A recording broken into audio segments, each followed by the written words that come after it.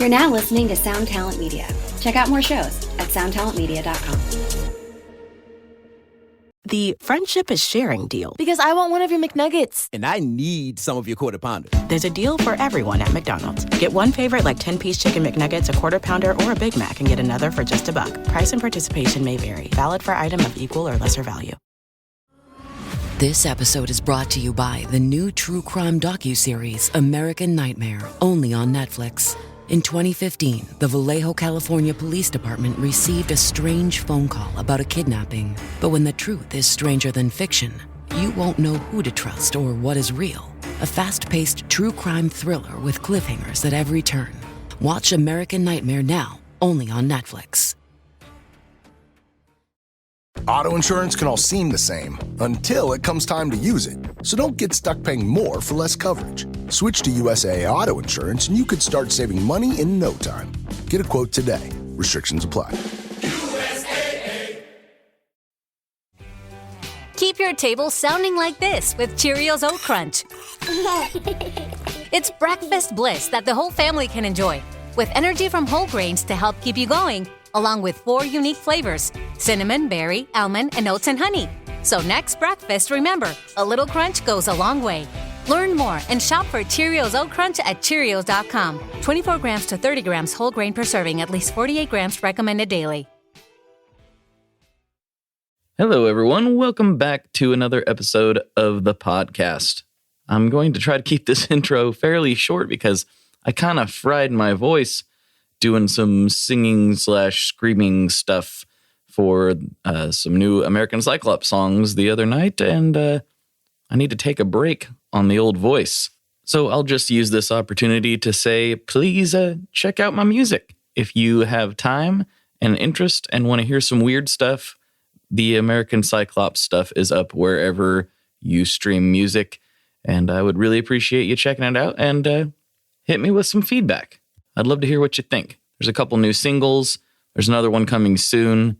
And, of course, the record that you probably already know all about. So if you could give that a listen, that would mean a lot to me. In fact, I use my guest today, Philippe. I use his Meteor pedal on like 75% of the songs I make, I feel like. It's a great, great reverb. And I'm super stoked to have Philippe back on because he is one of the most requested guests. Everybody loves it when he comes on, including myself. So this is going to be a good time. So let's get into it. This is another epic chat with my good buddy, Philippe Herndon from Caroline Guitar Company.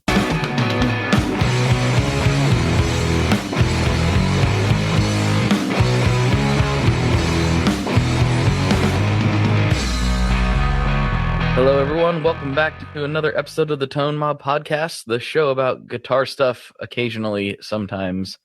With me today, I have, for a special bonus episode, one of the podcast's most revered and favorite guests, and probably one of the people that I get asked to have on all the time. It would be Mr. Philippe Herndon from Caroline Guitar Company. What's going on, man? Man, it's good to be back. I just, my first question is, how many appearances do I have to make to get the special jacket? Oh, well, I don't even have one yet, so.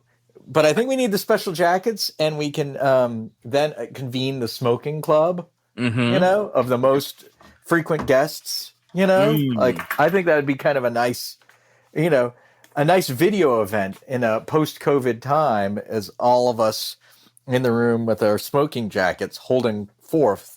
Maybe holding sifters of Courvoisier, a little like Grand Marnier, and we're like, I like this. So, let's see, who would be on that one? That would be you, of course. We'd probably have, that would also include, Joel from Chase Bliss. He would be involved in that. Chris Benson would be involved in that. I'm trying to think of everybody. You're making this sound better and better. This is really nice. Like, let's see, who else has been on multiple times? That's really cool. Emily Wolf, she's been on several times. That'd be awesome. She's a great guest. This is sounding more and more appealing as we're going. Brian Fallon would be on there because he's been on multiple times, so that's good. That guy's cool. I'm trying to think of more. There's lots of multi-guests. There's several. Yeah. Things. We'll have to put that in the consideration set. Maybe, like see how the Patreons would feel about a special event like this. Like could we book a venue like the Largo or something for it? I feel like as long as we kept all the shots to the interior and never ventured to the exterior, yes, the shed would be quite classy. But if you look outside, it would it's a shed. But inside, you could be tricked into thinking it was on some sort of fancy property. I think your place looks amazing. I was just almost imagining like an in-person event, where people could get folding chairs outside the shed. We put it through a PA, Oh, man. Like an actual like party kind of thing, That would be wonderful. Now that we can start having company again, like that's, it's part of the charm. But so I had a question, and I was curious if this is like resonant for you as much as it is for me. Okay. But why is it the people on the Facebook page who associate you and me as the only thing we talk about is cocaine and the faders of mixing consoles? Well, that was that was a rather epic moment in the recording of this podcast. I can honestly say that the only person I've talked to about cocaine being in the mixing faders, I've talked about cocaine multiple times, but cocaine in the mixing faders specifically, that is you. So, and I believe that stands as a crowning moment on the entirety of the entire show, and it's what the people want to hear about. I have to admit, where it comes from is so there's two places that it comes from. Once is my band in the 90s mixed our album with Paul David Hager, who is he's done a bunch of people, Megadeth and a bunch of different stuff, and God, what's that band? The band that had the huge hits in the 90s that I'm blanking on right now. I'll remember them in a second. But girl lead singer. But he mixed us on an SSL, and I was like, oh my God, this is like, how much are these consoles? He's like, well, this one's $750,000. I'm like, well, it really suck to have someone dump a bunch of coke in the faders, right? It's just like this thing, like, it's this random joke. I mean, he was like, and the Berkeley, it was up in Boston. The Berkeley student who was whose job was to take care of this thing, was not thinking that was that funny. But I swear, not within like a year of me making that joke, I was watching Behind the Music, and they're doing the Behind the Music on Kiss, and they're talking to Bob Ezrin, trying to figure out the what happened, or the how did this get made about music for the elder, what happened, like why do y'all do that, and everyone's explaining like their reasons for why they thought they could do music for the elder, or music from the elder, all that. I'm blanking on what it's called exactly, but it was Kiss's concept album, right. And they bring in Bob Ezrin, Pink Floyd producer, to produce their concept album. And they're all like kind of given different reasonings of what they were going for with the concept album. And Bob Ezrin just looks at the camera, and he's kind of he's somewhere between like Mike Matthews of Electro-Harmonix and Doc from Back to the Future. And Bob Ezrin just says like, there's a lot of cocaine going around back then. And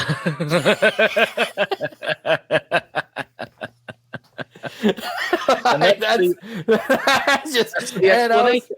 And the kind of confidence that would make Kiss, a band that dresses up like space warriors, to all of a sudden go like, you know what we need? A concept album about our modern age and the lack of heroes. That's right.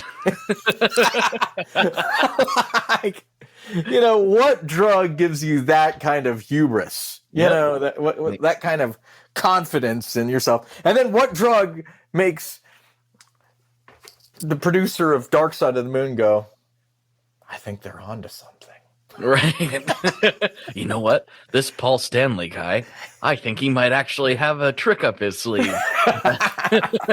There's a certain kind of Bradbury-esque je ne sais quoi author quality to Mr. Peter Criss, you know. I just can't quite put my finger on it, but this seems like a man of greater substance than he first appeared. You know? Speaking of greater substances, move us, scoot over. Yeah, hold on. Get away from the console. You're gonna get it in the fade. Oh, come on, Gene, you sneezed and you got it all in the faders. I told you to keep it on the mirror. You know what? I bet you there's already cocaine in the faders of those Chase Bliss Automatone. Oh, things. Yeah, that's why they had to make the shield. That's right. That record player cover. Yeah, exactly. It's like the world's most expensive record player cover for the Automatone and CXM pedals. Yeah, Mm-hmm. so it's like no. Just put your Tony Montana. Just put your pile on top of the cover. That's right. Not underneath. And it's also a flat surface, so you can break it apart with your with your PayPal credit card, that'll you know exactly, you'll be fine. You'll be fine. So yeah, but I just love that this is like become the thing. It's like the first thing is like, oh yeah, cocaine in the faders. So I'm like, that's right. I guess we got to talk about it. We got. Well, I guess it kind of is. It's a thing that not very many people get a thing. You know what I mean? not all that you think that everybody gets a thing, but not everybody gets a thing, and you can't really force a thing. You can't be like the type of person that's like, this is my thing now. Usually a thing has to find you, and I think our mutual thing is discussing various rock musicians and how much blow they have put into various electronic devices. I think that's our thing. Oh, I definitely think they had to get a shop vac into the Neve consoles after the recording of "Get Lucky" by Loverboy. Oh yeah. Hold on for a second. Yep, and that janitor was like, "I'm not gonna take this out to the garbage." No. Like you can kind of guess at certain albums, like, okay, that one definitely. That one we're gonna vacuum up thoroughly. We're gonna use a fresh vacuum, and we're going to catch it all into a baggie before we just throw it all away. And now, 17 minutes in, I'm realizing if you were the Lorne Michaels of Saturday Night Live, if this podcast was Saturday Night Live and you're the Lorne Michaels, I guess my skit for like a solid year is Cocaine Man.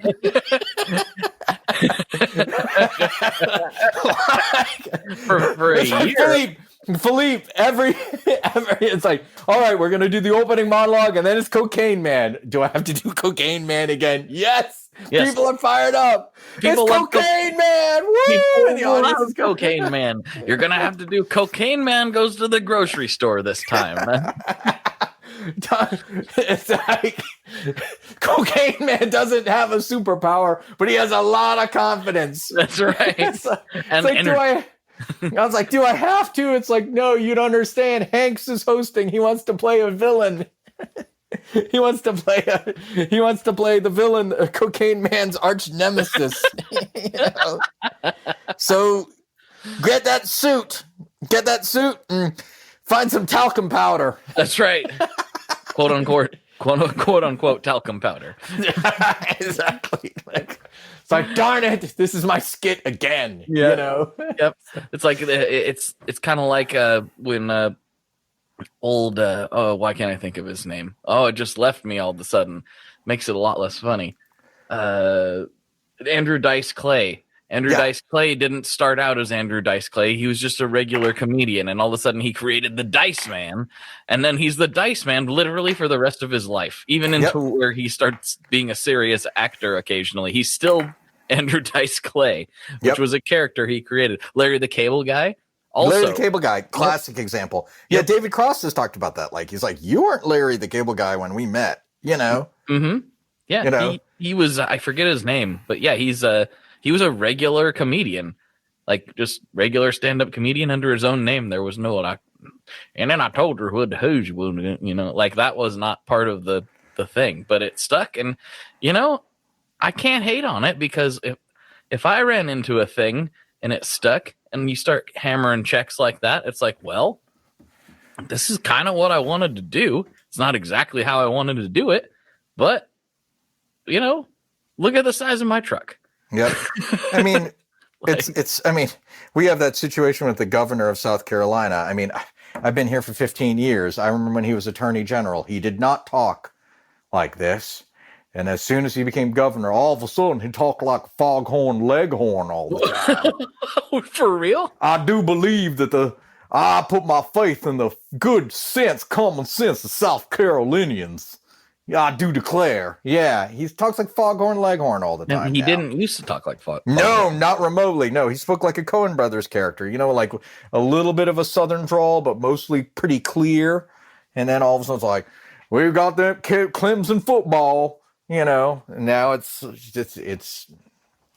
like, okay, you've really leaned in on it, haven't you? He's really laying it on thick. Yeah, it's some corn pone bull, in my opinion, but you know, it's give the people what they want, you know. Yeah. So he's playing the hits, you know. He's playing the hits. Yeah.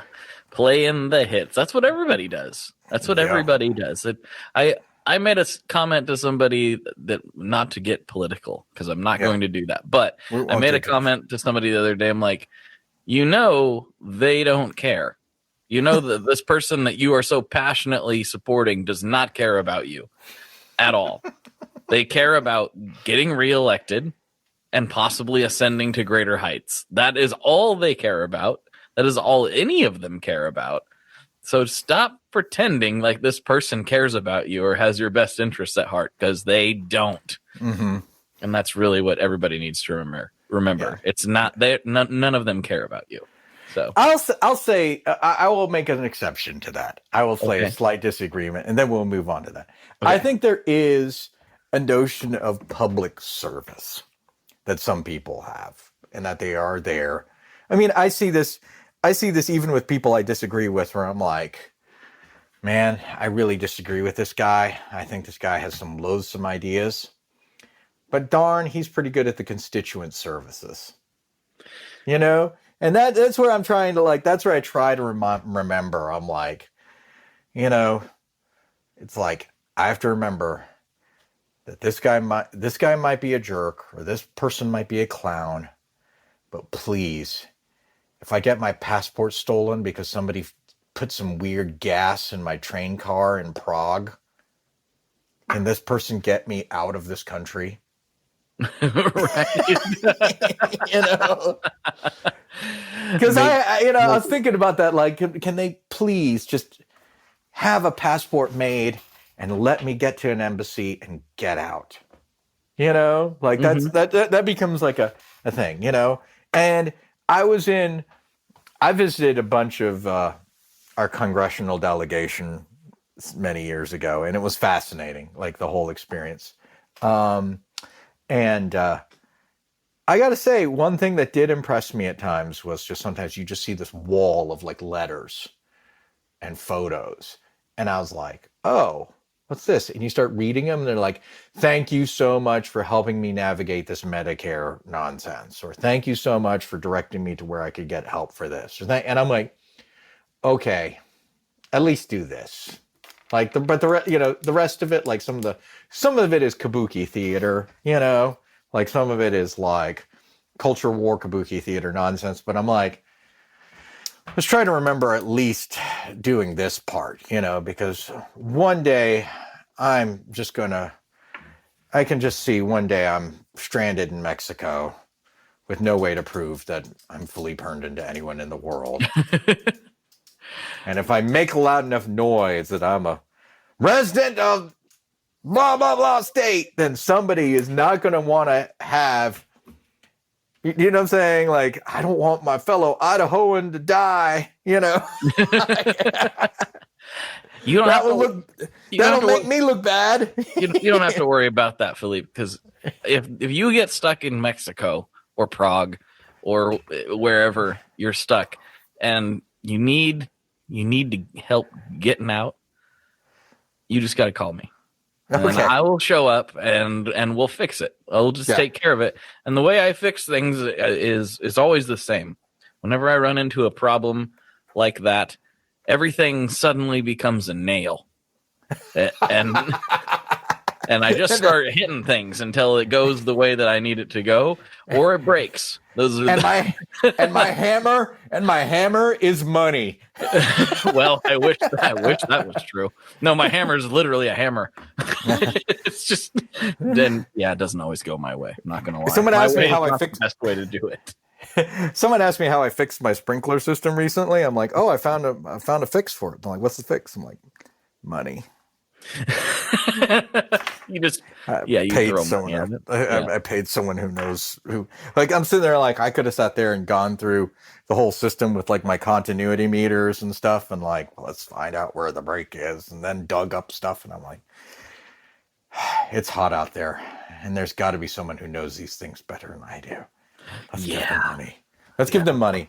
Sort of like when, we all see, every industry has this, like the guitar repair's gone bad. I don't want to be featured on like sprinkler idiots, like look at the sprinkler system idiot work that this guy did, like I don't need to be in his blog. Just like, I don't need, like, I don't like, is this what passes for boutique? Like I might put some picture up on mine. So yeah, we'll all just do each other a favor like that. I think so. Matt Farrow and I talked about this. Like Matt Farrow's like, oh my gosh, best decision I've made in years. I was like, what? He was like, hiring lawn guys. I was like, really? Whoa, you getting all fancy there, Judge Smales? I can't mow my own lawns anymore. I must hire the groundskeepers. That's right. And he's like, no. And he's like, listen, man, like, how long do you spend mowing your lawn? I'm like, after mowing and edging and then drink a beer. I was like, I might be out there for a couple hours in the hot sun, right? He's like, my yard guys are in and out in like 10, 15 minutes. 15 minutes? Like, I'm like, what are they going on? And he's like, yeah. And it's like, they're efficient and they go and there's like a team of them. They're there just to kick ass. And I want that time back, And I'm like, it's kind of fair point. And then it's like, we hired lawn guys. And I was like, oh my gosh, you guys show up with the riding mower and the thing is going like 10 miles an hour. It's like, it's like sprinting back and forth across my yard. Got two guys edging, the guys cutting bushes and stuff. And I'm like, damn, these guys are definitely better at this than I am. It's like they do it for a living. Yeah.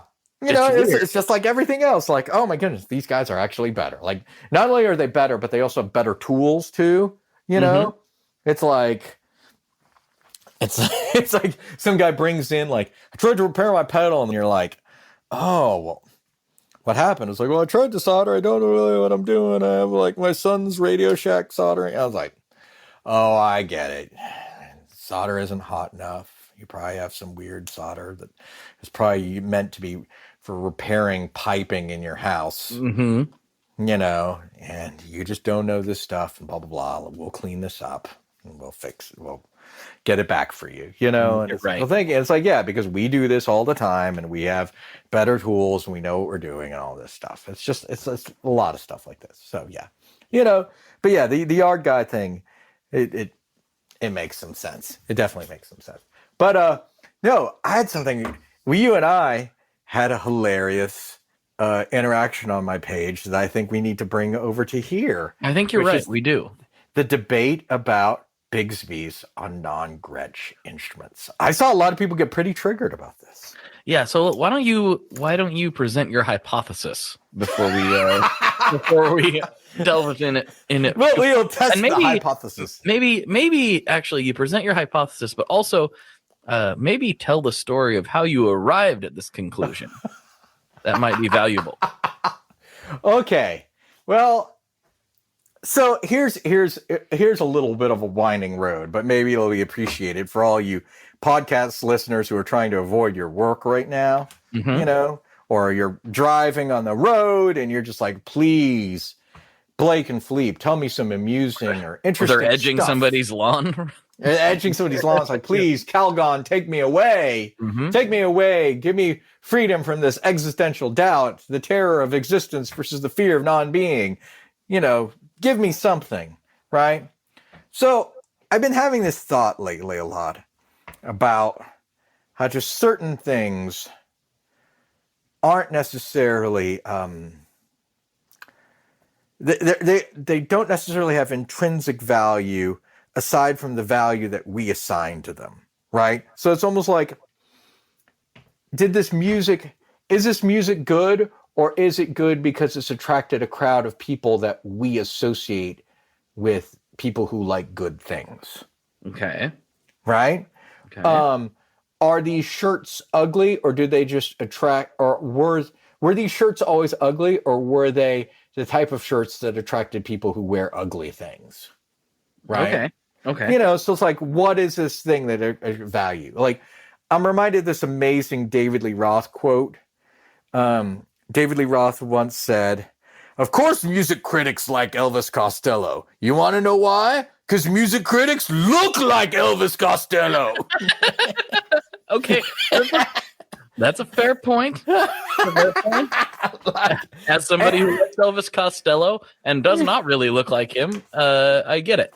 But there's lots of people who like unironically bought Vespas in college. Right. You're like, really?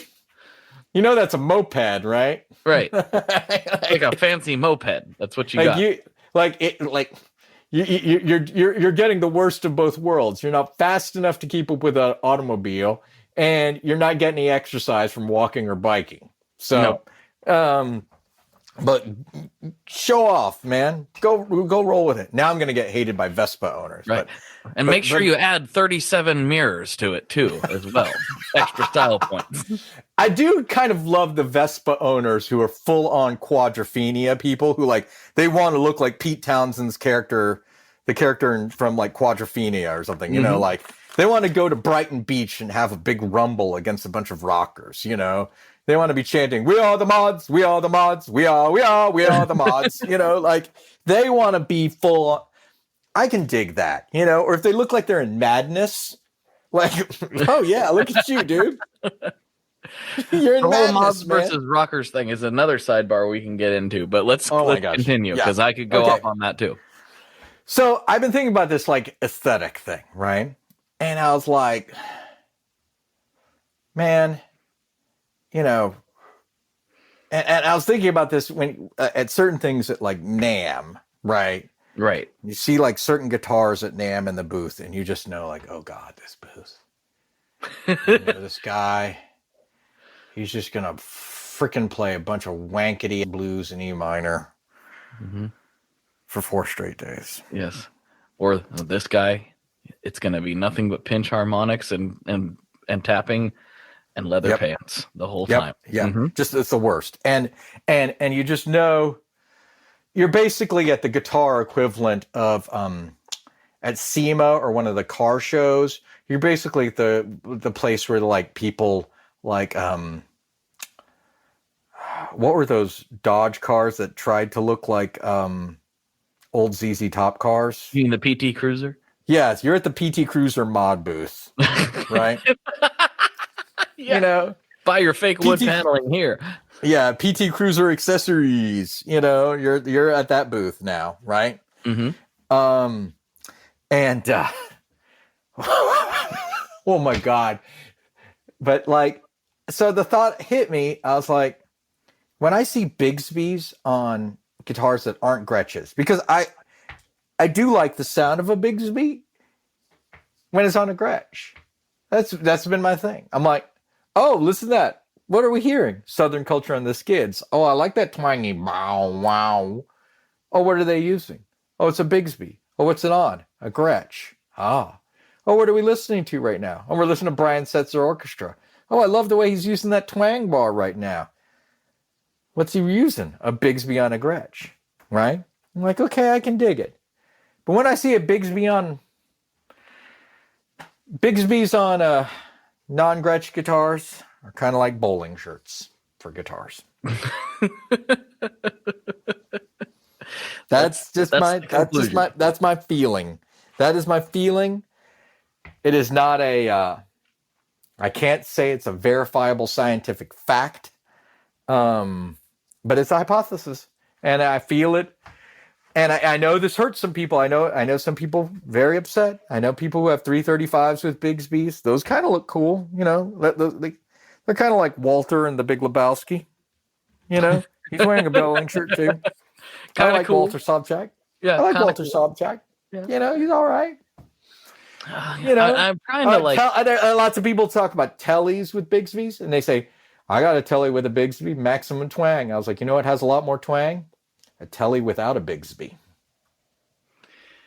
You know? But it doesn't have you can't give it that wiggle in the same way. You can't twang and wiggle without the Bigsby on the telly.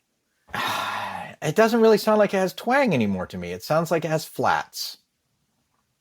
See, you said that to me the other day when we were talking about this, and we were like, let's save this for the podcast. It sounds a little flat to me, man. Like that longer string length and stuff. I don't know. Something about it. It's like I grab a telly. Like you and I have tellies. You know what I'm saying? Like you and I both have telly customs from the 70s, right? Yes. And that's not even like because it has the wide range in the front, right? But you get on that back, and you pick above. You know, you pick right past the bridge plate. You're going down, down, down. I don't know. My experience with Bigsby tellies has not been quite like that. That's just my take. It's not quite as intense. It's not. And I have a traditionally loaded out telly as well. The Jennings Navigator, which is like, love that thing. Anyway, but it's a traditional telly. And yeah, they both do that thing when you pick in that spot. And you're right that the Bigsby does kill some of that. It definitely isn't as sharp, but for me, I don't really use that sound anyway. Mm-hmm. Like I'll do it for effect once in a while, but it's not going to be the main thing of the song or even of the lead line. So, and I really like Bigsby's aesthetically more than functionally. So like, functionally, yeah. They're like that's why I think they're like bowling shirts. Because guess what? Actually, bowling in a bowling shirt, not that comfortable.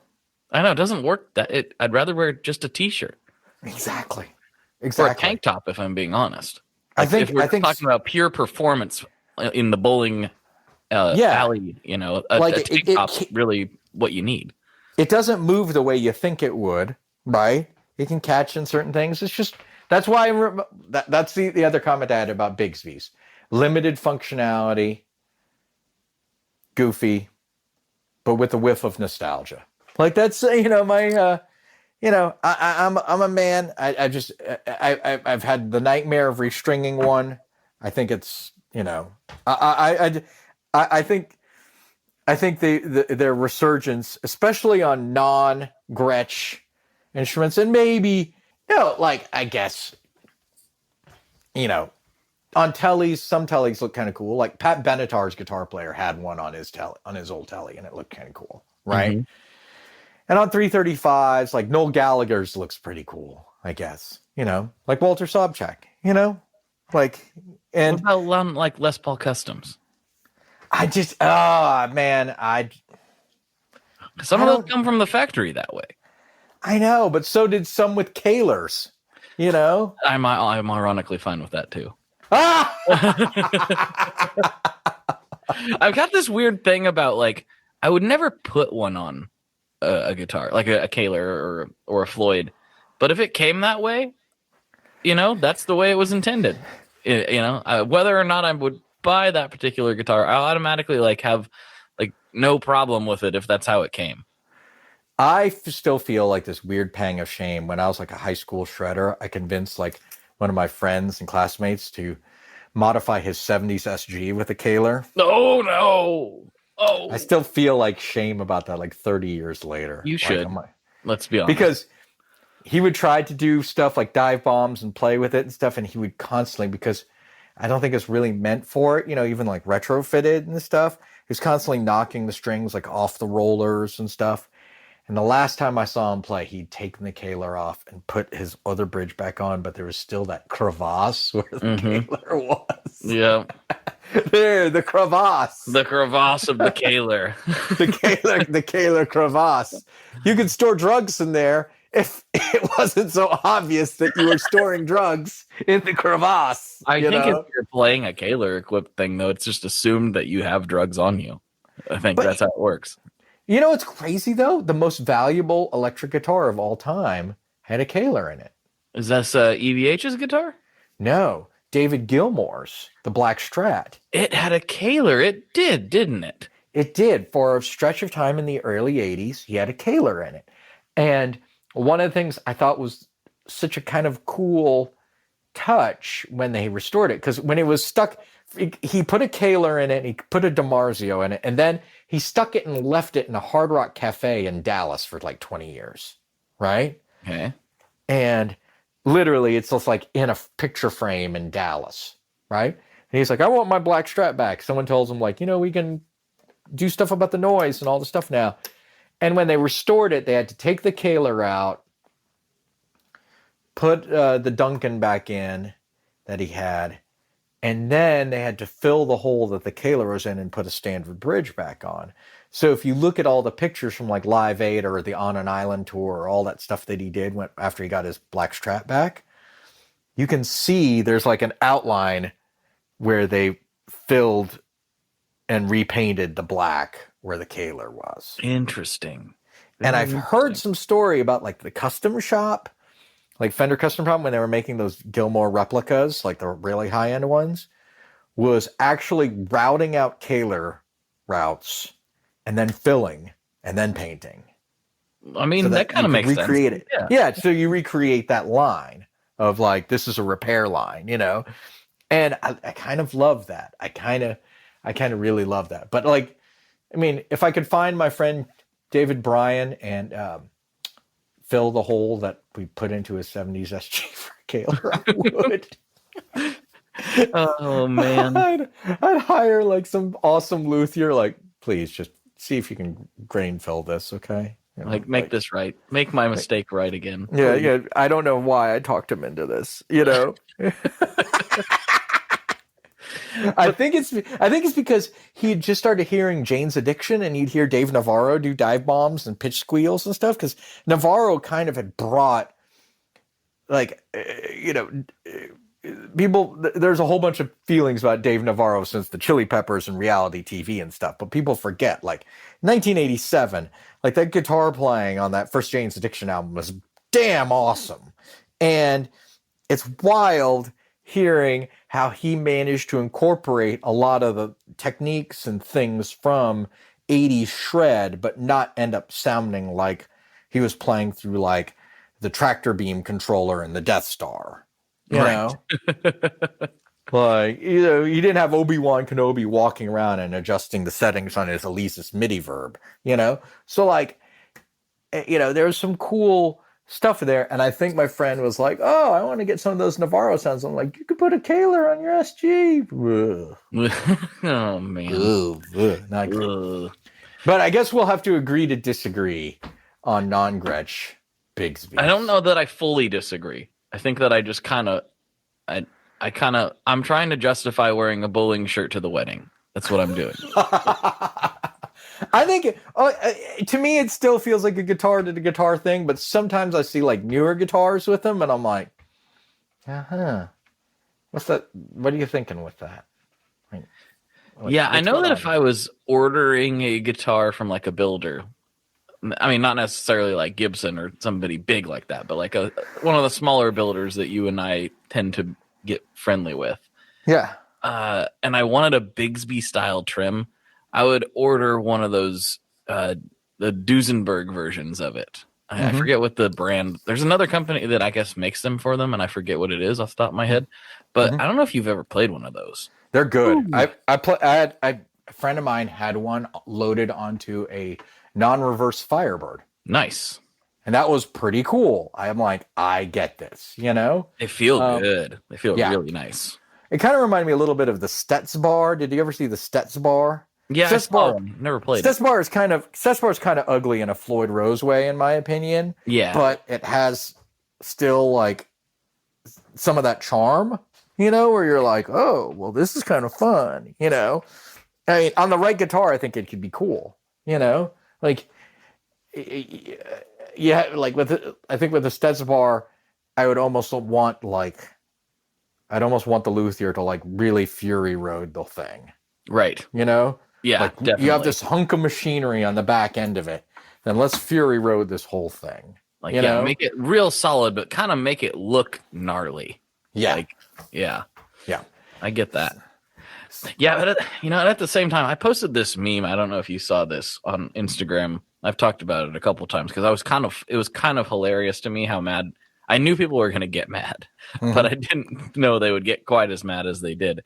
It's where there's like a classic like Sunburst Strat, and the guy's kind of like, you've seen this meme format before where the guy's kind of like, whatever, he has like no reaction, and then the next one is something sort of like it, but then he like holds his hands up like, this is the one. Yeah. I made one with a classic Strat. And then the Strat that he was excited about was the HM Strat. Dude, I love it. I love it. And I'm like genuinely, like, I think you and I have talked about this before. When I get a Strat, it's probably going to be, if it's not a vintage one, that's fine, but it's going to be 70s style, big headstock, rosewood fretboard, and like white or black or something all probably solid color. Which is not what most Strat guys want, but it's what I want.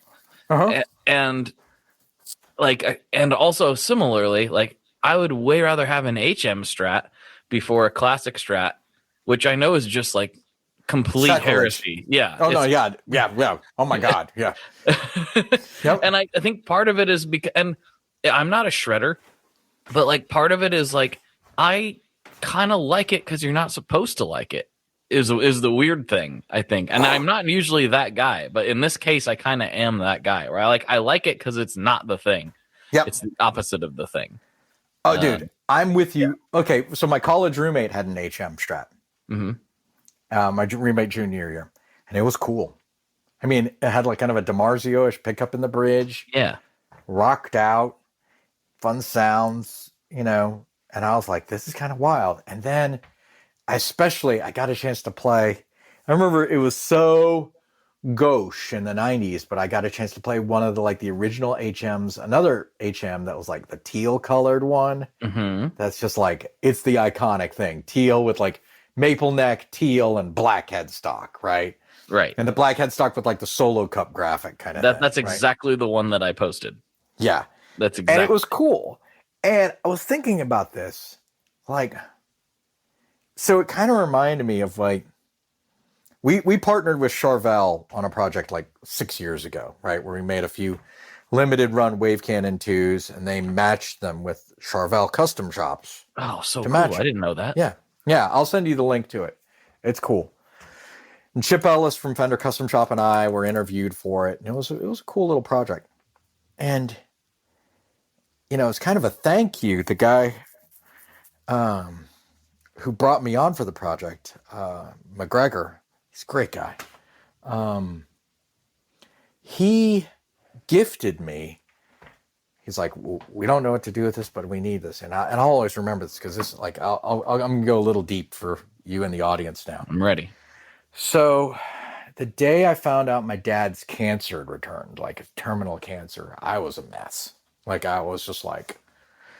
My dad had called and told me it was back, but it was no big deal. And I wasn't sure he was telling me the truth. And then the next day he called me and he sounded really sad. He called me really early in the morning. It must have been like 6 his time because it was like 9 my time. And he told me he wasn't telling me the truth, that it was bad and he didn't have long. And I was miserable, man. I was a mess. And I remember thinking to myself, I really want to, I really would just want to go get day drunk today. You know, I just want to like, just get, you can bleep me if you need to, but I just need to get, I just need to get faced, you know? And my wife was pregnant with our first kid, with what would be our first kid. I go to a bar to day drink and I get like 1.5 beers in and within like 15 minutes. And I'm just like, I can't do this. I just can't do it. I can't be the guy. I'm miserable. It's like around lunchtime. And I just can't be that guy. I can't be that guy that my pregnant wife has to go pick up from the bar drunk, even today, you know? I just can't do it. And I'm like, well, what do? I just felt like doing nothing. I just felt like moping. I was miserable. I just couldn't believe it. You know, it's like, you know, the clock is running out. And I go and I'm like, well, let me go to work and let me just get one thing done. You know, if it could be bullshit. It could be I could pay one check, you know, I could reply to one email. Let me just not have totally lost the day, you know? You know what I'm saying? Like the day is a loss. I'm being beaten 73-0, but let's make it 73-3. Right. And I go and there's a huge package for me, like a big one. And the instant you know, we've all been through the drill where you're like, there's a package that's this tall and this shape. It's a guitar in there. Right. And I open it up and there's a note in there and a thing. It's like, hey, thank you so much for working on that project with us. I know we weren't able to pay you as much as we liked, or we weren't able to do more with it, but it was a real pleasure and I'm grateful to be your friend and all this stuff. And it's from Mike McGregor, who was the product manager for Charvel in Fender's performance division kind of thing is what it's called. I think that's what it's called, Fender Performance or something. It was like Charvel, Gretsch, Jackson, EVH. Okay. Like, they're all kind of called a thing in Fender. And he was the kind of the project lead for Charvel who had brought me on to work on it. And he had sent me their 2015 NAMM prototype for their San Dimas. Oh man, those are cool. Because it was one of these things where it's like they needed to have it ready for the NAMM show, so they finished it in California, but it's, you know, it's like the finish couldn't cure fast enough, so it had like cracks in it. So you can't send it to a dealer.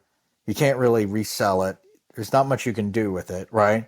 It was basically there. It was basically there for people to look at and see, like, oh, this is what the San Dimas is going to look like this year, right? Right. Hang on a wall. He was like, I figured you might like this, and I just lost it. I just like, I was a mess. Like, of all the days to get a free guitar, and a cool free guitar, to be gifted a guitar. You know what I'm saying? Not free guitar. It's not like, give me my free gear, you know, but it's more like, it's more to be gifted such a thing. Right. For all the days, I just couldn't handle it. But it was incredible. And it's something I'm grateful for. And then the thought hit us, it was so funny playing the thing for like 3 or 4 months later, because I mean, we were insufferable hipsters, right?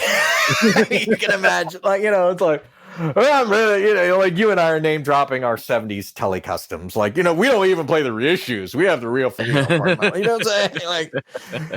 Like some kid comes up like, I've dreamed of having a reissue Telecustom as my dream guitar. It's like, kid, you're not even, your dream isn't even, this isn't even your dream. This is beyond your dream. Okay? Like, please don't tell me my guitar is your dream guitar. Like, no, you know, like we're that's great, right? I'm comfortable with that, being that kind of guy, you know? But we were laughing, Ben and I, and like another coworker at the time, we were playing that Charvel, and we're like, I think this is what people really want. Like, we can all play our Jazz Masters with 7 1/4 radiuses and say, like, I'm really into that vintage sound, right?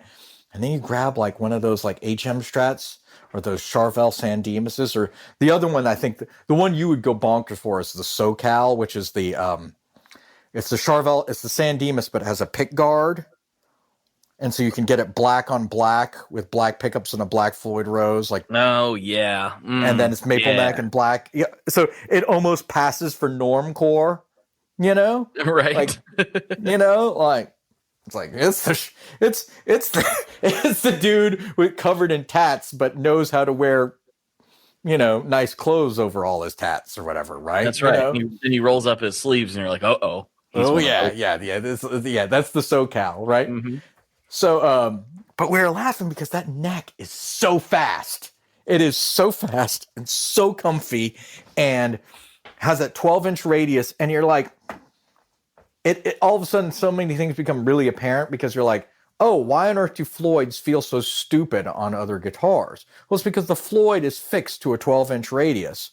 But you put a Floyd on like a 70s Fender Strat, which you'd see a lot of in the 80s, like, I gotta take my Strat and put a Floyd on it to keep up with these young whippersnappers, right?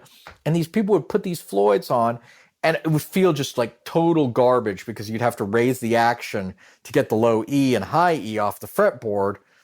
But then the whole thing would feel like clammy in the middle, you know, and the tone would be all weird from the float.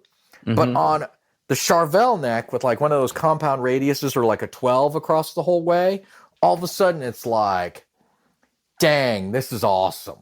Right. This is what we've been missing. Yeah. And I love, like, they were telling me, they're like, oh, this neck profile is like, they'd worked with like Jakey Lee and they'd done the custom shop projects with Eddie Van Halen and stuff. And it's like, it was almost impossible to get things exactly right. And literally, like, they said, Warren D. Martini comes in from Rat and it's like, grabs 2 necks and goes, not this one, grabs the second one. Oh, that's the neck. Nice. And they're like, oh, okay, cool. And they're like, and they get his like snakeskin guitar and like the Rat stuff that he played in the 80s. And they're like, oh yeah, that's the neck profile. Like, that's it. You know, that's the one. It's like that. He grabbed the one that's that. You know, he's like, nope, that's it. We're done. You know, mm-hmm. And he knew, and it is delightful. Like, I think it's a delightful instrument, and a part of me is like, we were talking about this, like, man, do you ever want to just make like Jazzmaster looking guitars but put this Charvel neck on it and just troll the hell out of like people who are like we'll tell people like, oh yeah, this is based on a 61 slab body Jazzmaster that we found with an unusual kind of neck curvature. It's nothing like we've ever found. And people be like, oh yeah, this is the good one. We're like, 80 shredder neck. Just kidding. Just kidding. But I just have a fondness for those things, just sentimentally, because of what, you know, when we worked on that project years ago and the gift I got from them on it. But also, we just kept giggling and saying, those necks are awesome. And I would love, like, I'm struggling with this a little myself lately too, because I keep buying different 70s Tellys or different 70s Gibsons and like them not working and me like having to flip them because I'm like, no, I chose poorly again. I got the Norland Gibson that weighs 13 pounds. Get the thing out of my life, you know? Mm-hmm. Or I'll be like, oh, this 70s Telly is actually pretty cool, but it needs about another $800 of work, you know? Like, right. And I'm like struggling with this because I'm like, in my bones, it's like, I can almost feel like someone saying, like, listen, Philippe, if you were gigging, you would be really happy just playing a SoCal. Right. Just pick up the Charvel. Like, you would use that the whole set. Maybe switch to like 1 or 2 other guitars here and there. You know? Mm-hmm. Like part of the thing I love about my Novo, like, I mean, 70% of my playing lately is on my Novo Miras, is that it looks like a look at this. It is the modern boutique guitar that is very nice and is made of these things, but it is built when you're playing it for like the kind of demolition derby that, you know, like it wants you to like beat on it, you know? I was like, which is something I don't sense sometimes from like certain high-end guitars that almost feel like, look, this is for your accurate precision skating. You know, like this is look at the precision skating I'm able to execute here with this boutique guitar. I am, you know, like this is not for like that. It's like it's almost like the Novo. It has some of that DNA of like 70s and 80s rock. I mean, especially, and they've even hinted at this with that whole Voltour thing that they do, where it's almost like they're like, man, like, listen, we know we just want to shred a little bit. Like, we want to shred and rock out, riff out, you know, like just a little bit. And that just, let's just be honest. This is what you want to do, right? And I'm like, yeah, this is what I like, you know, and it's like, that's part of the joy for me with that, those things and stuff. And, but yeah, I think there's a real, but it's also one of those, I was laughing about this, we were talking about pickups, right? And you and I have been big fans of the Righteous Sound guy. He's great. You know? Oh, yeah. Joshua's amazing. Joshua's amazing. But I was laughing about this because one day I was reading like this chart of pickups and we were talking about marketing, right? And like a lot of people were like, I feel like I need to get a Strat. I'm like, you should get a Charvel SoCal. No. I'm like, no, you should really get a Charvel SoCal, right? Or some people will be like, an indie rocker's like, I feel I need to get a Strat. I'm like, yeah, based on how you play, you should probably get an Eric Johnson. They're like, I don't want Eric Johnson. I'm not some shreddy Cliffs of Dover guitar hero. I'm like, everything you've described you want in a Strat is an Eric Johnson. Right. Yep. Whether you know it or not. Whether you know it or not. It's like I've run into this with bass players. Like they're like, oh, I want a jazz bass. I want this and this. And they're like, oh, you want a Marcus Miller. And they're like, no, I'm not playing fusion. And so I'm like, no, what you're describing is a Marcus Miller. That's like, what that it is. the bass. That is the bass that you should be playing. You know, it's like the identity of these things gets really confusing. Like the pickup thing, I was laughing at because one day I was reading like this guy had done like this huge, awesome, like I was like, this is some awesome nerdery, right? Where this guy did spectral analysis of a bunch of pickups, right? Okay. A bunch of Strat pickups and a bunch of Tele pickups.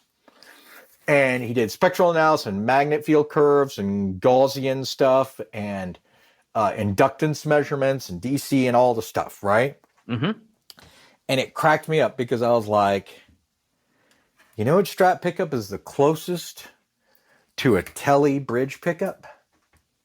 You will laugh when I tell you. I'm ready. What is it? The DiMarzio Red Velvet. Really? It has a Tele style base plate. It's wound to about the same kind of turns. And the inductance between the base plate and the winding and the magnetism and everything is right about the same.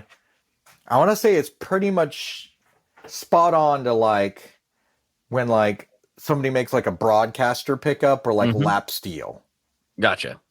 Do you know? And I'm laughing because I'm like, I know so many Strat guys are like, oh, I wish I had something like a Tele bridge pickup. And I'm like, you should get a DiMarzio Red Velvet. And their brain is instantly thinking like, Yngwie? And it's not an Yngwie pickup. It's like, you know, but between like DiMarzio's branding and Red Velvet and like this thing, it's like, they're not thinking like, no. I'm like, no, trust me, man. This is the thing, you know? It's like, it is that kind of pickup in there. And it's, you know, it's just like everything. It's like if certain t-shirts companies, you know, certain sneaker companies, you know, you're like, oh, I'm not going to wear that. You know, yeah. I'm going to wear this. There's a few brands that can kind of transcend, you know, like everyone can wear a pair of Jordans. Yeah. But like that doesn't happen all that often. Like if you wear Vans, you are at least tangentially related to skate culture somehow. Skater punk or something. Like somehow you're connected to it. You're not like wearing Vans without knowing the there's a band that existed called Minor Threat. Like you know that at least. Yeah. And it's like if someone told you it's like, oh, the dress shoes you're looking for, right? You're going to this wedding, you need like a black leather dress shoe, trust me, Vans. You'd be like, Are you high? Yeah, like, what are you talking about? It's like, no, they make a dress shoe, and you can get it from these places. And like, if they made that, you just find it unbelievable as me telling people like this DiMarzio is actually the strap bridge pickup that you'd want. Mm-hmm. You know, based on this data. You know, right. like based on the data and what you're telling me, you want the DiMarzio red velvet, right? And it's like hilarious to me because it's like, it's so counter to what we think of. And I laugh about this because I'm like if I wanted to make a Strat sound like a Tele bridge pickup, which I would generally, right? I'm also like, even though I'm aware that I would probably be thrilled with the DiMarzio red velvet, I'm also like, man, I love Josh's cooking. Hey, Josh, can you make something like this? Yeah, exactly. Exactly. You know what I'm saying? Because what that would do. Yeah. This is kind of what I'm looking for about these specs, you know, because it's almost like he's the guy that, and I think a lot of us find pickup winders like this, where we find a winder and it's like, I like that guy's chili and I like visiting him for his chili. Mm-hmm. I like his cooking and I like visiting him for his cooking, you know? It's kind of ties into something that I recorded an episode with Shelby Pollard recently, and we got really on a tangent about, you know, voting with your dollars, basically. Yes. And it's not like I'm condemning anyone for shopping on Amazon. I shop on Amazon. Like, that's not what I'm trying. I've paid for Bezos' space program. At this point. I paid for his super yacht. Right. And the corresponding sub yacht that apparently it has to have as well. Now, the difference between Bezos' super yacht is he's actually earned it, as opposed to the guy who like ran Sears into the ground and then bought himself a super yacht. Like, that guy literally did. Like, he ran Sears in the ground, fired like thousands of employees, sold off the real estate, and then bought himself like a giant super yacht. Yeah, you're like, thanks, buddy.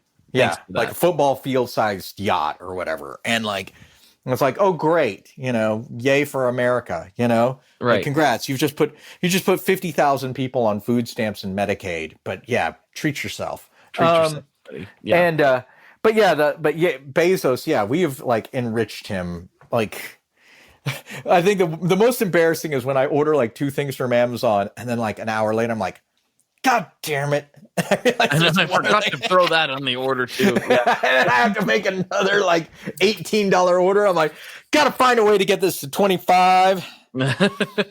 Or it's gotta be available on Prime. Surely it's on Prime. Surely. You know what? Throw in, let me just get a bag of guitar picks too. You know? Right. Is there an $8 capo I can buy? You know, just stupidest stuff. But going with what you were talking about with Shelby, you know? Yeah, so it was just basically a talk about like trying to be aware of when you do go to buy something, if it's something that you have a variety of choices of where to get it from, try to support, you know, people in the supply chain or businesses in the supply chain that are important to you. So if you want to buy a record, you know, buy it directly from the band or buy it from, you know, your local record store instead of ordering it on Amazon. You know, if you're wanting to buy a specific pedal, try to buy it from your favorite retailer or direct from the company itself, or, you know, whatever the case may be. A book, like anything, the closer to the source you can get, just try to make a little bit of an effort to do that. And you obviously can't do that with everything, but it does like shape the landscape that we live in tiny little incremental ways by doing these things. And so like with pickups, for instance, like I don't know anybody at DiMarzio. I'm not hating on DiMarzio. I'm just saying I don't know anybody at DiMarzio. I never have known anybody at DiMarzio. Maybe that'll change someday. But in the meantime, I'm like, I know Joshua. I've played almost everything that he makes in one form or another. And I know that he's going to do a good job, and I know he won't rest until he gets me exactly what I'm looking for. Yep. And so I'm just going to go to him.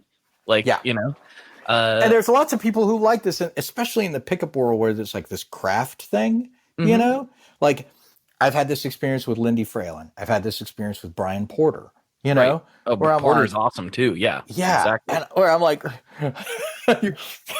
like Porter posts a picture on his Instagram of these Strat pickups. I was like, our 70s Strat has not had the original pickups in it ever, right? Like when it came to us, it had like Fat 50s or something, right? Porter puts up a picture on Instagram, and I'm just like, I want to go to there, you know? It's like, my Instagram's like, what can I do to have these pickups, Brian? These look amazing. And he's like, and he tells me the windings and that they have a base plate. I'm like, yes, I will be taking your pickups, you know? Like it was pretty, like, it was slovenly and great, you know? But yeah, it's like you find these people who have some craft and care, and you're like, I love it. I want to support them. And, you know, and you get to keep rolling with it. It's pretty marvelous, you know? And we are in a golden age of this now, man. I mean, oh yeah, maybe even platinum. It is downright insane. Where it's also, it affects my, you know, like, I'm aware, like, if I do find the perfect 70s Telly or that magical 73 Les Paul custom that somehow only weighs 9 pounds, right? Because let's be honest, the New Orleans stuff was filled with bricks, you know. Well, I can tell you it's possible. My 81 custom is 9.7. Yeah, so, that's not too bad. Yeah. You know, it's just like, but so many of these, like, I had a 79 Kalamazoo, and I was like, oh, why did I sell this? So, and then I, like, everyone I see on Reverb is like, only 12.6 pounds. And I'm like, God, that's why I sold it. The tones and the pounds. Oh my God. Yeah. So like, I weigh this, you know, I find myself weighing this, you know, because you're like, okay, well, vintage guitars accrue value. You're basically getting paid to caretake for them until you sell them to the next person, right? Sell them? Yeah, if you ever do, right? You know, like, I'm so confused. We don't get to take it with us when we're gone, you know. That's true. But or when our estates decide to sell. I was going to say when my wife sells it after I'm dead. Yeah. But. So like, but I was thinking about this. I'm like, yeah, but at the flip side of this, we also have this amazing ecosystem where I'm like, I could spend several $1,000s. I could spend several $1,000s for like the dream Sun Model T, right? Where I'm like, listen to this thing. I'm going to plug everything into this and just terrify the whole neighborhood. Yes, right? yes. I'm just going to do this. But you know what else I could spend that several $1,000s on that would do the same thing? I could buy a science decolonizer. And I'm supporting somebody now. Yes. Who is doing beautiful work, who is basically like, it's like, oh, it's almost like, oh, you like 60s Camaros? Check this out. You know? Like, here's a version that I built. Yeah. And imagine being able to drive it for more than an hour at a time. That's because you and I have ridden in some vintage trucks and vintage cars. You're like, oh my God, I'm sitting on a bench. Like, this is actually a bench. It's a bench covered with like custom cabinet covering. That's it. It's vinyl. It's like vinyl and like a mattress topper, and that's it. It's all you need. A bench. That's all you need. Come on, son. Toughen up. No, wait, no, man. I've been driving an 18-year-old car for a while. I'll be candid about this. When I rent a car, usually I'm like, I'm not jealous. I'm not jealous. But sometimes you rent a nice new car and you're like, oh, is this what new cars are now? Whoa. Yeah. There's also like the thing of, even if it's not a newer car, it's like going up, you go up a grade in the same like year. So like you go from like a Toyota Corolla to like an Infiniti, and you're like, oh, that's why these were more money. Like, yes, like not just because of the gadgets or whatever, but it's like the actual driving experience. You're like, oh, I get it now. This has 400 horsepower and actually like steers really well. Well, my other one feels like I'm basically driving the physical manifestation of cotton candy in car form. You know what guitar is kind of like that? You know what guitar gave me that feeling? Like, oh, is this what a Mercedes feels like, right? Or is this what a new Beamer Beamer 7 Series feels like. Whoa. You know? Mm-hmm. The Ernie Ball St. Vincent. Oh, yeah. That thing's so killer. And it feels like, oh, this is what a new car feels like. Is this like, you know what I'm saying? Because like you're grabbing most of your like strats and things like that. And it's basically like, I'm just grabbing different years of the same suit. Right. You know, and like, but mostly it's the really. same. It really is mostly the same, you know. And all of a sudden you put on the St. Vincent, you're like, whoa. You know, and it has some of that quality, a little bit different with the aesthetics. But some of that quality we talk about with like the Charvels and the HMs, we're like, this is what we do if we were really trying to cut these things to like, so you could perform. Right. You know, I never really thought about it till you put it in guitar terms, but that's kind of how my millimetric is. Yes. Like, I'm like, it obviously very modern looking and stuff too, but like the fretwork on it is insane. But he made it with the big neck, like I like, but it's also like the best neck. It feels so good. It's this smooth satin walnut neck with the best fretwork I've ever played. And it feels like that. It's like, oh, this is the 7 Series. Like, yes. Yeah, I get it. Mm-hmm. I never really thought about it in those terms, but that's what that guitar is made like. Yeah, it's like this luxury car of a guitar, you know, where you're like, oh, look at this fine engineering and look how this fits. And that millimetric, I've looked at those neck joints and I'm just like, look at that. Just look at that. Like, it's almost like somebody's like, looks at the neck joints that we've used for 60 years of guitar and just says, but why? But you could do better. And actually did it, and not being like some like, oh, you know, it's like, no, let's just do this. Like, look how well this fits right here. You know? And I'm like, God, that's pretty damn sexy, you know? Yeah. And his pickup looks, oh my gosh, his pickups look so amazing. And I'll say this, and I say this as an enthusiast of pickups, but the millimetric, the pickups that he sources or builds for those things, those things look like he pulled them out of like the Death Star, you know? Mm-hmm. Like they look like Obi-Wan should be fighting Darth Vader in front of those pickups. And I tell you, I've got it. I've got the humbucker in the bridge and the P90 in the neck, which when I had him build that thing, I was like, he was like, well, what do you want? I was like, well, I want this particular body shape. I think that's your best one. And then I would like, you know, bigger neck and a 27-inch scale. And other than that, you do you.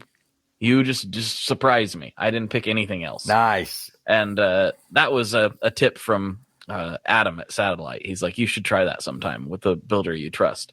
And I was like, all right, Florian, you just make the guitar that you think of that I want. I don't like whatever. So yeah, he put P90 in the neck, his humbucker in the bridge, and painted it that color that you've seen. It's like that greenish blue. And I'm like, yeah, you nailed it, buddy. Like that was the best decision, just to let him do it. Cause that's awesome. The guitar is so good. And I play it in like demos and stuff. And part of what inspired this episode was I had a hangout with some of the patrons of the podcast. We just went on Google Meet and just shot the breeze for 2 hours. And one of the things we talked about was like demo videos. And I was like, what do you think of my demo videos? I'm like, obviously I'm no cinematographer, but like, does it get the point across? And some of the responses were very valid. They're like, yes, you're doing a good job with them. We get the idea what the pedal sounds like. He's like, but you're playing a Benson Vincent that nobody can buy with a small boutique builder from Canada that has had orders closed for a year and a half. And he's like, maybe you should play. I think this was Tom that said this. Shout out Tom Kelly, big supporter. He said, maybe more white Les Paul custom and less of that. like fair point. That is a fair oh my gosh. Yes. Yeah. Yeah. And it's like, yeah. And that's the flip side of us in the Magic era, the platinum, you know, the platinum era of boutique and guitar craft and things where we're like naturally supportive of these things and we get to use them. And then sometimes it's also like, and for us, it's like, I'm not going to buy I'm not buying stupid cars, right? Right. I'm not buying stupid watches. I'm not buying stupid shoes. You know what I'm saying? I'm like, when I'm spending my hard-earned prize money on, I mean, is some of this guitar gear because I love it. I support my friends. And it also sounds like, it genuinely sounds like what alchemy is going on here. You know? Like, that's the magic. But to a lot of people, they're just like, oh my God, they're just using like these guys are snorting the Peruvian gold out of the faders here at this point, you know, to bring it back around to our touchstone, you know, like, you know, they're getting the pure stuff off the plant right now, you know, like, you know, like there's no baking soda mixed in this stuff, you know, like it's, you know, they're getting the weapons grade stuff. So yeah, I can see that charm. Hey, one last topic before I go. Okay, I'm ready. Unless we want a little lightning around it. Okay, let's do it. But I want to laugh about this. Okay. We spend a few minutes on this before I get summoned in to take care of my terrible children. So did you notice, I feel that some of the traditional media about our industry that got produced in the last year, the kind of prestige media, I thought was pretty damn splendid. And I'm talking about the Pedal movie, and I'm talking specifically about the Pedal movie and the Big Stompbox book. Like, I thought, I was pretty thrilled to have been included, participated in these things. I think those are the kind of things that if my parents were around, they're wonderful, and I could justifiably say, look, this is what I'm in. You know, it's like, it's an easy way to like, this is a documentary I'm in. You know, it's about my industry, and I make a little appearance in it. I'm in there for 38 seconds, but it's fantastic to be a part of. You know, this is a book about pedals. You know, I make a few appearances in this. Like, our work has appeared a few times in this. This is pretty marvelous, you know? Like, did you sense some kind of like, did you ever get any kind of whiff of, because I got a little bit, so I was curious if you did, this kind of like reactionary, hateristic BS about it? Like, kind of this grumbly, like, you know, why wasn't my favorite builder put in the book? Why they didn't put this person in the movie? You know? And I'm like, well, I was thinking about the movie thing, and I'm like, well, here's who's in the movie. The movie is a video medium, right? And the people they put into the video in the movie are people who they thought would be good on video. Like, that's part of it, you know? Like, it's not just the whole story. The story of pedals, there's, of course, a lot of people involved, right? And I love the history of it, man. I mean, my favorite stuff was all the 60s, 70s stuff through the 80s. You know, like, that was like, wow, this is so cool, right? But a big part of this was like, part of the reason Josh Scott is in the movie a lot is because Josh Scott has been cultivating a video format where he has been a narrator about pedals for 4 years. He knows more about the history of that stuff than any single person. Yes. I would say. Yeah. And Brian Wampler has been doing this. And you have been doing this. And Andy has been doing this. Right? Like, people have been filming themselves and talking in film and explaining this for this video format. You know? Like that. I know they couldn't have included every builder, but what it made sense to have, or every builder or every podcaster or every reviewer, right?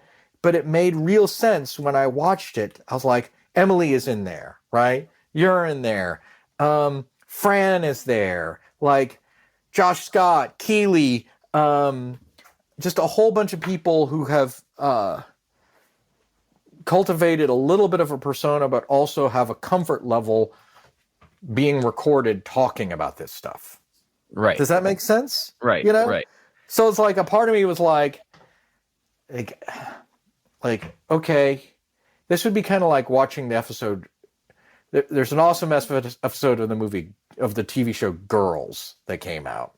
And a lot of people have mixed feelings on Girls, but regardless, there's one episode that I think is an absolute must watch that I'm convinced is like, dislike Lena Dunham's public persona all you want, dislike some of her art all you want. But this episode, I was like, this is clearly somebody who has talent, right? And the episode is one, the episode was called, I'm not sure what the actual title of it is, but it's the final season. And the working title of the episode was American Bitch. And it is an episode where Lena Dunham's character, Hannah, confronts a famous author who has been credibly accused of sexual harassment. Okay. And that author is played by Matthew Rice from The Americans and from a bunch of different stuff. Like, awesome actor, right? From Perry Mason, The Americans, a bunch of stuff, right? And it's fantastic. And it's an amazing, what they've done. What she does is basically kind of the David Mamet Oleana thing where two people are trapped in a room for 30 minutes. Okay, gotcha. And doing almost an interrogation of each other, an interrogation of him, an interrogation of what moral basis does she have to confront him, all this stuff.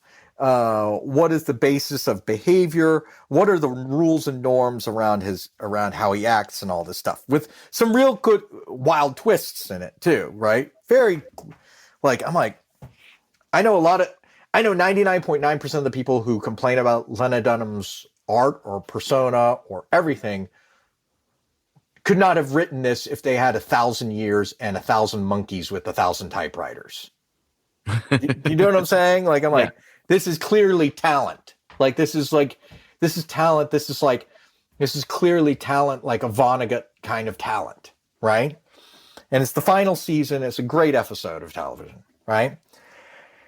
And I was thinking about this. I'm like, some of this grumbling is almost like people grumbling that they weren't given a documentary about an author who had committed this stuff. Does that make sense? It's like, this is a medium. It's a fictional medium, which means it requires actors, which means actors at staging, and they're staging in television, And I was thinking about this. I'm like, for this episode, which is a fictional episode of episodic television about this subject, this would be like being mad that you didn't get a documentary instead of this, right? Right. And so the pedal movie is like, we are not going to take a deep dive expose into the valence electron difference between germanium and silicon. No, that was never the point. That was never the point.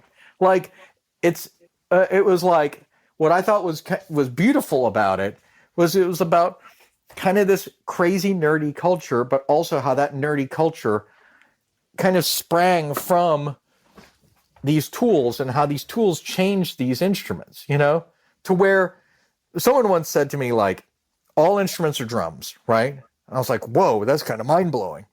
It's like, you have trap drummers who are banging on things, right? You have bass players who bang on strings that are down tuned to go boom, boom, boom, boom, boom, right? And then he's like, and then you have guitar players who bang on a different set of strings, like they're banging on a different percussion instrument, that then they're expected to run through a bunch of stuff to change how it sounds. I was like, that's pretty darn wild. Mm-hmm. That this has become so part of the understood lexicon of this instrument, that they almost do not expect to hear, they almost don't expect to hear raw guitar. Like unprocessed guitar. Unprocessed guitar is almost like, but why? That'd be like, do you know what I'm saying? That'd be like, that'd be like refusing to play. That'd be like refusing to use your cymbals. Huh? It's like, what? Like, you're going to be a trap drummer without cymbals? Like, okay, well, okay, well, you're going to play guitar, but you're not going to do anything to change the sound? All right, buddy. Mm-hmm. You know, like it's now become so magically understood, you know? So I laugh about these things. Like, I'm like, the function and intent I thought of these movies and this media. The Stompbox book is another amazing thing. Like, I'm like, good. That thing, for one, like, you could kill a bear with it. It's so big and thick. Right? That's what she said. But it's like, it's awesome, you know? But I was like, I found myself just like rolling my eyes at people's like, oh, now there's a coffee table book about this. I'm like, have you seen some of the things their coffee table books about? Yeah, there's a lot less interesting things that have been turned into coffee table books. Let's be honest. Like, there's a coffee table book about coffee tables. Like, let me tell you, if I had to go if I had to go to a doctor's office, and there's that Stompbox book, because, you know, you're sitting in a doctor's office, it's like 10 o'clock appointment. It's like the cable guy. Okay, you might be there by 11:15, right? Mm-hmm. Right. If I'm sitting in a doctor's office, and that Stompbox book's there, I'm thinking, hell yes, this is awesome. You know, like, if I were in some place, I'd be like, look at this. This is incredible. Like, the scope of how they explained all the different effectors, the histories of it, the interviews they had with different people, the photographs, the high quality of everything. It's like this prestigious thing, you know? And I'm not saying that's a substitute for anything in this world, but I think it was just nice that there is like a movie made, and I enjoyed it. And then I saw that book, and I read through the book, and I liked the book, you know? Mm-hmm. And I thought they interviewed a very nice mix of people for this, you know, and had some interesting perspectives on this stuff, and some right historical figures, and some very smart people, and people who had ideas. So I don't know. This is just me ranting for the last 10 minutes, you know, but I meant to ask you what you thought of it, you know? I mean, so as far as like the perceived backlash, I think overall most of the feedback has been positive. Last I looked on Rotten Tomatoes or IMDb, whatever it was, the rating was pretty good. So I think like overall most people who watched it did enjoy it. I didn't really hear too much backlash about the Stompbox book, but it also wasn't quite as heavily promoted, so you know that might have something to do with it. Yeah. But I think a lot of the grumbling stems from also not really understanding how big of an undertaking this already was. You know, there's a lot of, why wasn't XYZ person in it? And some of that's like valid, right? Some of it's like, oh yeah, I wish we could have got that person. And you know, there were plans to have other people in it as well. There was going to be a whole thing, and Michael and the guys, they explained it on this show and some other ones. They were going to have a whole thing where they ended up going to EHX, right, and talking to Mike Matthews. That didn't happen because 2020 happened. So there was a bunch of logistical things in there that made it difficult. It's kind of amazing that they were already given the green light by a company to travel the country and interview these people for the purposes of this film. It's amazing. You know? It's crazy that even got that far. So the fact that it's like, why wasn't this guy in it? Why wasn't that guy in it? And why wasn't this person in it? And blah, blah, blah. And it's like, well, okay, it's already the same people grumbling about that are the same people saying it's 2.5 hours long. It's way too long. I know. I'm like, well, like, I get it. It is long, but how do you distill it much further?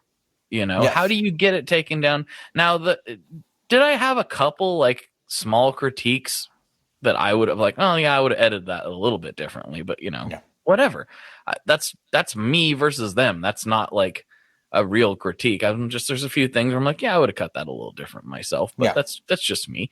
And I thought overall they did a tremendous job with they weren't just trying to talk about the different circuits. That was almost the side note. The point is the impact that it had on music, and the point is the culture that has been created around it. I mean, what other timeline would you and I be talking about this stuff right now? I know. It's amazing. it's crazy what has ended up coming out of it. And there's thousands and thousands of people that are in the groups talking about this stuff. There's thousands of people watching the demos. There's thousands of people, researching and thinking about this stuff and trying to be a part of it. There's people tuning into this freaking podcast where I sit down and talk about nonsense that sometimes overlaps with guitar pedals. It doesn't. On what other planet could this have occurred? How does my parents don't understand any of this stuff? So to be able to hand them that and be like, here's a pretty good distillation of the culture and the industry that I surround myself with. Yes. It's a pretty good observation, and it's a pretty good, here's what this is in this particular time right now. Yeah. And there's so many people who are coming. Yeah. It's a huge project. And it's also, there's because of the things that change so fast, and because sometimes people just come from out of nowhere and they just wow us, right? Or maybe, you know what I'm saying? We haven't seen them wow us with their main thing yet, There's stuff that in 5 years, people would be like, how come this guy wasn't in there? Right? It's like, well, this guy wasn't necessarily that guy at that time either. Sometimes it takes a moment for people to find what they do. I mean, well, that's actually a really good point, because let's say that movie had been made 5 years ago with the same budget and the same thing, but but I hadn't got started yet. And Joel Corte was just kind of getting his feet off the ground. Would either of us be in it? Probably not. Exactly. It's like we don't quite it's like Joel with Chase Bliss is a great example, because I think he's pushed the envelope in a really interesting way, right? Mm-hmm. And I remember being asked, what do you think of these builders? And Chase Bliss was like, I'm already frightened, because his first pedal. It's almost like everybody's been trying to write singles, and his first pedal was like a 17-minute prog song. Mm-hmm. you know? Yes. And I'm like, wait, I thought we were in the singles game, I thought we were doing 3 minutes, first chorus, verse. What's happening? What's happening here? This guy's got some prog. It has sections. Mm-hmm. It's like his first pedal is like that Mastodon song that's like part 1, part 2, part 3, part 4, like Usurper, whatever. Yep, exactly.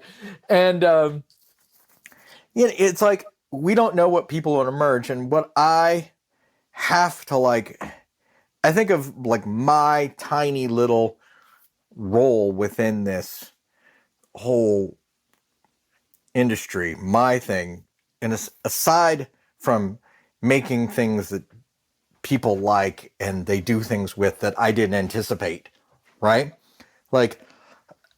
I try to think of if there's a general kind of role that I'd like to have, is to try to encourage people to pursue this stuff and push themselves on their playing through these things. Does that make sense? It's like that becomes bigger to me than just what circuit I made. Mm-hmm. What people can do with it. Or what model. It's like, what are people going to do with this thing, and what can it possibly unlock out of them that they might not have done otherwise? Well, I promise you, it's done stuff for me. Yeah. I remember the first time I plugged in the Meteor at Eastside Music, and for some reason, I was just getting started. The podcast has been around for a little bit, but I was just getting started with this stuff. Yeah. And I was like, well, I got to go here. I hear this is the place for pedals. And I go there, and whoever the employee was, I don't know if he's employed there anymore, honestly. Yeah. But I was there kind of right before closing, and I'm just losing myself in this pedal, right? And I'm like, wow, Philippe really killed it with this. This is nuts. And I look up after it had been 20 minutes, and I'm completely alone in that store. Yeah. I don't see, and it was the smaller store at the time. And I was like, I didn't see the clerk. I didn't see, he literally walked outside. And I was very conscious of the fact that I was alone. And I was like, where am I? And I'm like, not that I was weird, like, not that I was scared for myself, but I'm like, if I was a different person, I would have a whole lot of really awesome gear because my car is just right outside by the curb, and I can just take this pedal home, take this vintage Silvertone amp. Oh, look at this. Oh, this is a nice gold top. I'll just take this with me too. Like, I literally could have cleaned that place out real fast and just left, and there would have been nobody to offer anything. Yeah. And then, like, I'm not even kidding. Like 15, 20 minutes later, the guy comes back. And I was like, okay. Because I felt like sort of like responsible. Like, I know it wasn't my responsibility, but I was like, I have to stay here until he gets back because A, I'm buying this pedal. And B, and B, like, I don't want somebody else to come in and start taking stuff. I love it. I love it. That's a sidebar. But like, the point is, I got so lost in that pedal that I didn't notice him leave. And then I had that same feeling with it. It's on almost every single track on the record, on the American Cyclops record. Oh man, the Meteor is on almost every single track, and you can oftentimes like totally tell because there's parts where I'm just like riding that Havoc button, and that's entirely part of the song that it would never have happened had that not existed. So awesome, man! Thank you. And that's the timeline we get to enjoy, where I'm like, oh my goodness, I got to make these things that people enjoy, and I get to see. There's this one girl from Brazil who does recordings, Ana Julia AJ with Jetpacks on Instagram. That she plays our pedals, and I'm just like, God, you're the best. And it's not like she's like the world's fastest shredder. She's not like the craziest thing, but she just always plays like, that's a freaking great part.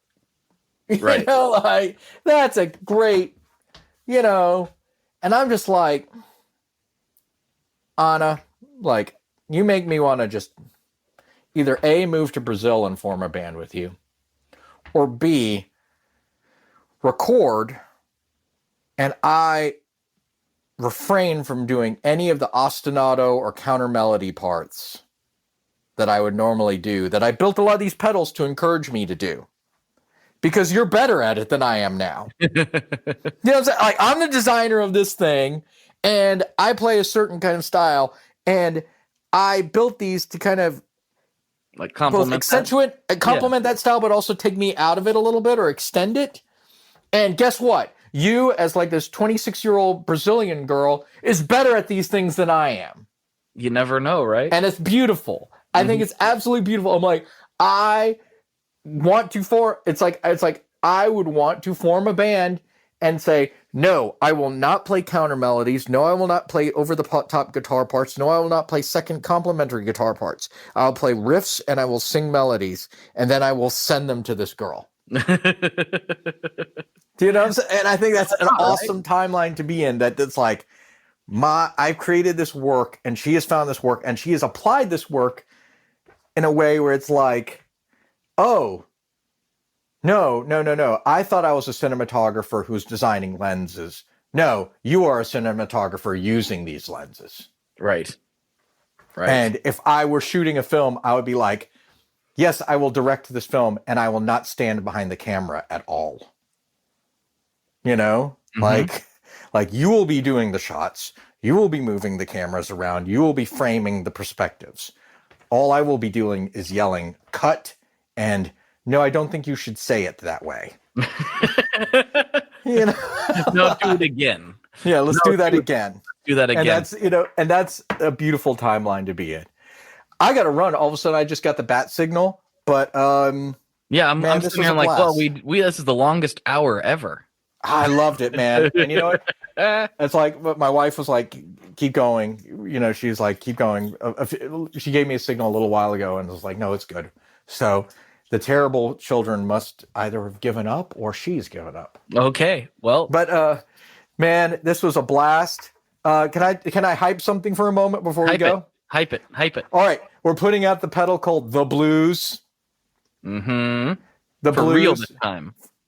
Actual for real. And it was hilarious. We my coworker Ben conceived of it as an April Fool's joke because it's like, well, you know what? We would never make a pedal for blues music called the blues, right?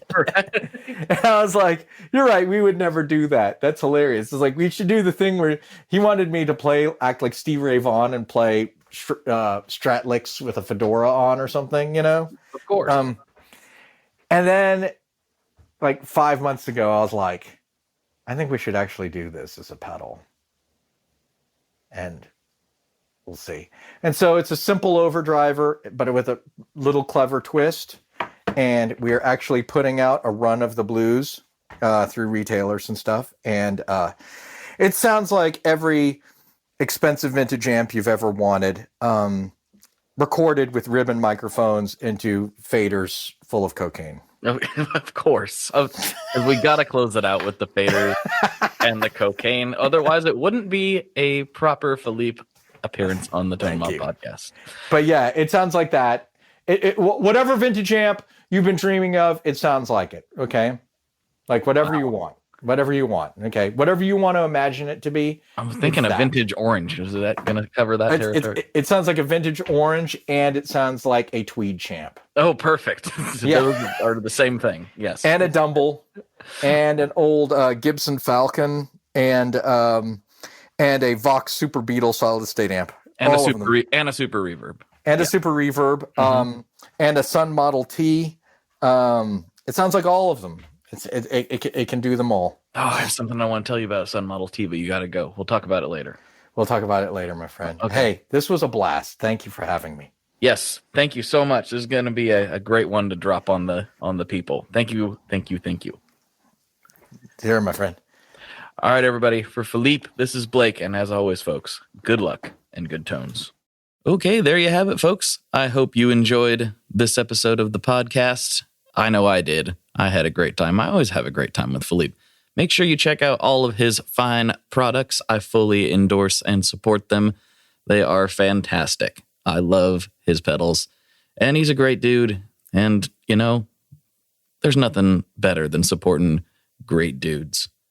And if you think that I'm a great dude and you would like to get extra bonus content to your ears every week, please check out the Patreon.